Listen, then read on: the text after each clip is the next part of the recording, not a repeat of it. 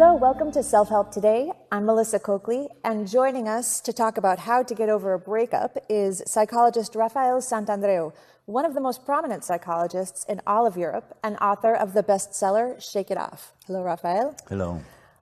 Depression due to breakups is one of the most common things treated by psychologists. Is that correct? Yes, very much. And it's very curious because it's not the worst thing that can happen to a person. But it's the number one cause of suicide even, which is crazy. Wow. But this tells us how our mind, our crazy mind works, because we exaggerate so much the adversities, no? And yes, this is the worst, the number cause of depression, anxiety, suicide, incredible. Okay, so what advice do you have for someone who wants to get over a breakup? The best advice is to welcome change. Okay. Because what has happened is, if someone has left you, is that change has arrived to your life. And change is good, is normal, is part of life. Mm-hmm. The Egyptians had a totem, the ancient Egyptians had a totem, which was the beetle, the animal. Okay. And you might ask, why a beetle, such an ugly animal? Yes, but it's very important. The beetle for them represented this ever-present change in life, the change, because the beetle is an animal that hides in the sun during the night and emerges at daytime with the first rays of sun. And for them, it represented this change, no? The death and be born again during the day, no? And they like this. They even adore this quality of life change. Mm-hmm. So we have to do the same. So it's like another example. Okay. It's like if imagine that you, for some reason, you being a child, you couldn't move up grades. And then you are in first grade and you cannot move up to second or third, etc. And you are all your life in first grade. Oof. It would be horrible. Sure, yes. So boring, so depressing even. Because we need change. We need change, it's very important. And that's why I would tell somebody who has been left, accept this change. Change is good. Enjoy this new life. At the end, this is the main answer to this problem. And what do you think about the question people typically ask when there's a breakup? Why did they leave me? Yes, that's unbelievable. It's very common that when a person has been left, that he keeps on asking why it has happened. Is she with another guy? Or all these questions all the time, no? And this is because they don't accept the change, and they want to solve it, and there's nothing to solve. It's happened, so they need to accept change. To all these questions, I answer saying this: what has happened? Why did she leave me? Because it was time to change. Is she with another guy? I don't know, because the only important thing is that it's time to change. And people have to accept change and don't ask for reasons. That's the only reason, is that you need change. You even say it's not a bad idea to change your name after a breakup. Yes. Many times I play with this. No? Okay. I tell the person, why don't you change your name? If you would change your name, which name would you prefer? For instance, myself, I would choose Andy, like the drummer of police, of the police. The police, sure, of course. I like this name.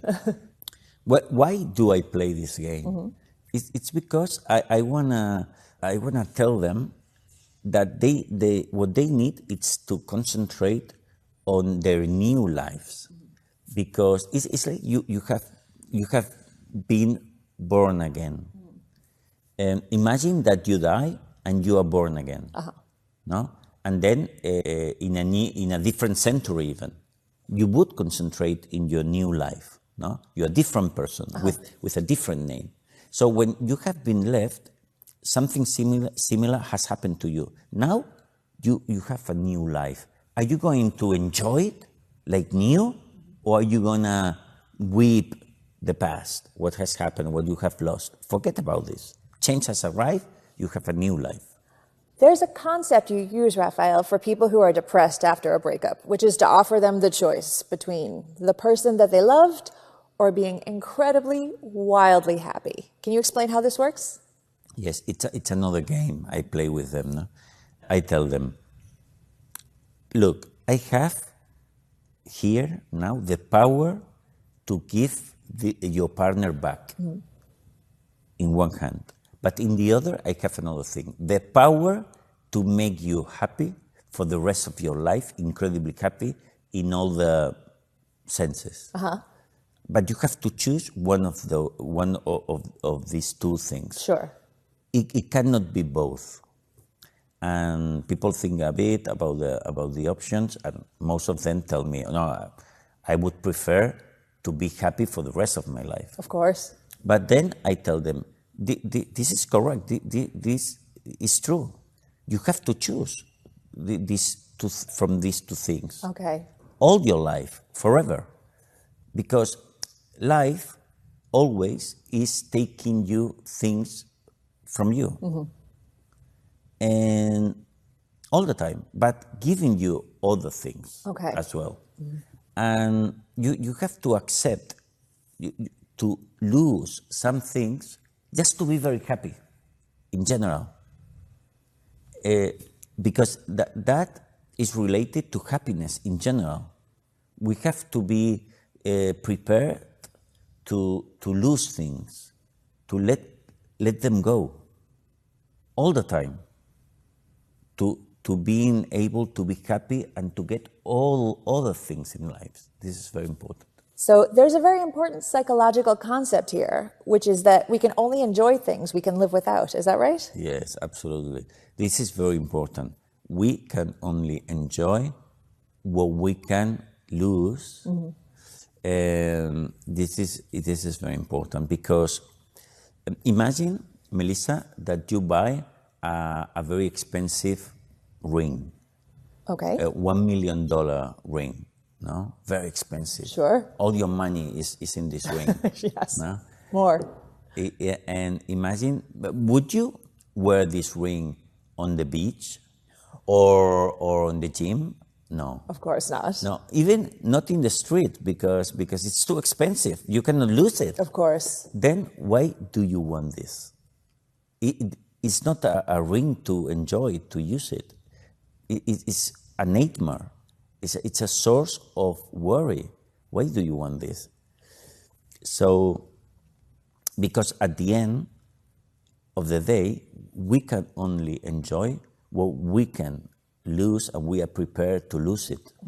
So this is very important. Even with a partner, you can only enjoy a partner if you can lose him or lose her, if you are prepared to lose him and understand that you will be happy anyhow.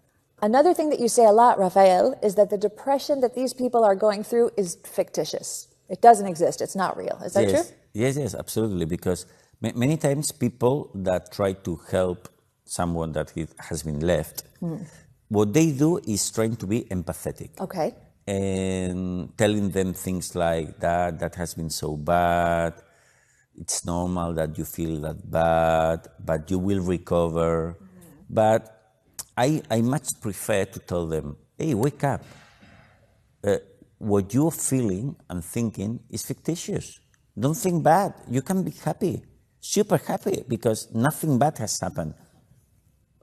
change has arrived to your life, and that's good. So think that all the exaggerated emotional feelings are false. If you are very rational, you're happy more or less all the time in your life. You have adversities and you don't like them, but you still are all right. But the only way to attain this is by thinking correctly. And it's not a good idea to feed the view of someone that is depressed or is anxious with their ideas. Don't. So, Raphael, you're saying we can only be happy and fulfilled if we're capable of doing it on our own. Yes, because, happiness, it's something that you do with yourself or you don't. Or you don't do it. And that depends on your thinking, on your inner dialogue. That's something that only depends on you. Okay. If you're not capable of being super happy by yourself with your inner dialogue, you won't be with a partner. So forget about the idea that you need someone to be happy.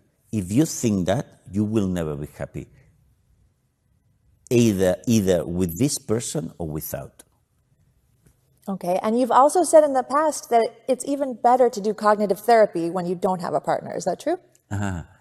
It can be like meditation, or I have a friend, a very good friend called Kiko, who is a very good meditator. He has been a Buddhist and meditator all his life, and he's 70 now. And I remember many years ago, I was introducing myself into Buddhism with him. And he asked me once, Rafael, do you have a girlfriend or a partner? And I said, yes. And he told me, this is a pity, because to learn Buddhism, it's better to do it by your own. And I was surprised. And Kiko, my friend, told me, yes, because if you're alone, you will start knowing that the only thing you need is your mind. Do it by your own. And it's the same. Okay, Raphael, repetition and persistence are key concepts for getting over a breakup as quickly as possible, aren't they? Yes. In fact, repetition is to persevere. Is something that you need in any work in psychology, because you need to change your beliefs. And a belief is something that you have inside, and it's difficult to change. So you need to change your view, your philosophy, and in a profound way. And then you need to insist and change your way of seeing things. That's why everything we are talking about, we need to insist, be very profound, because if not, you won't change your philosophy, your way of seeing things. So you need a lot of reasoning, you need to insist a lot on this, persevere, yes. Okay, so Raphael, you say that it's also good to be open to people. Yes, because normally when someone has been left, he thinks that he has left the only one, the only partner that suits him. And this is a mistake always, because at least 95% of people that has been left after a time, they find another one, and at the end they end up thinking that this person is better than the other one, the last one. That's true. So there is not this only one that suits you and only this person. This is a common mistake, and you have to stop it. So if this is correct, what you have to do is looking for someone else, because someone else is waiting for you over there. Not someone, a lot of people is waiting for you. So that's fantastic. Yeah. Start looking for another one. Great. Another exercise you recommend is to visualize the liberation of a concentration camp. Oh, yes. Yes, because I've read about these people that were in a concentration, in a Nazi camp in the Second World War. And I've read that when they were liberated, they went out in Europe to build a new life with a lot of hope. No? What would these people tell you if you have been left? It's the end of the world. You won't find anyone evermore. You will be unhappy. These people that were in the Second World War will tell you, come on, wake up. You have many opportunities. An adversity has happened to you. That's an adversity happened to you. Oh, yes. But it's not the end of the world. So think about this. Okay, thank you very much. Welcome, you're welcome.